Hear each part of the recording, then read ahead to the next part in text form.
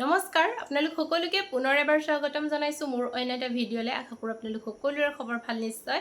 আজি মই বনাম দৈ দি মাংস আৰু ভাবিলো আপোনালোককো দেখাও তেনেহলে বলক আজিৰ ভিডিঅ'টো আৰম্ভ কৰো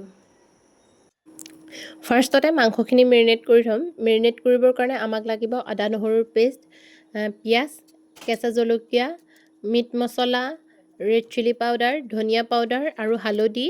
মই মছলাৰ পৰিমাণবোৰ অলপ কমাই লৈছো আপোনালোকে নিজৰ জোখমতে লৈ ল'ব আমাৰ ঘৰত যেহেতু মছলা ইমান এটা ভাল নাপায় আৰু এতিয়া দৈ দি গোটেইখিনি মিক্স কৰি ল'ম মিক্স কৰি কিনে মই এঘণ্টা মানৰ কাৰণে ৰাখিম আপোনালোকে ৰাখিবও পাৰে নাৰাখিলেও কোনো কথা নাই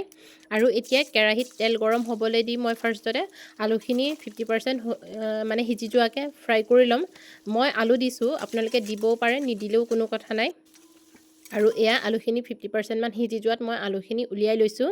আৰু এই একে তেলতে মই এতিয়া পিয়াজখিনি ফ্ৰাই কৰি ল'ম পিয়াজখিনি ফ্ৰাই কৰাৰ আগতে মই লং ইলাচি ডালচেনিখিনি দিব লাগিছিলে কিন্তু পাহৰিলো সেইকাৰণে মই পিছত এড কৰিছো আপোনালোকে ফাৰ্ষ্টতে এড কৰি ল'ব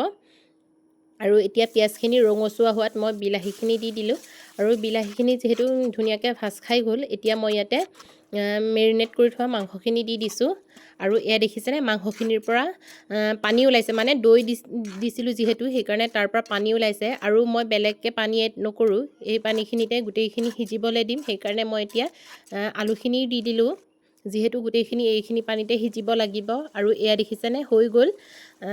খুব বেছি টেষ্টি হৈছিলে আৰু দেখিবলৈও টেষ্টি যেনে লাগিছে নহয়নে বাৰু আপোনালোকে বাৰু এনেদৰে খাইছে নাই জনাব আৰু যদি নাই খোৱা এবাৰ ট্ৰাই কৰি চাব পাৰে আৰু এয়া খাবলৈ হৈ গ'ল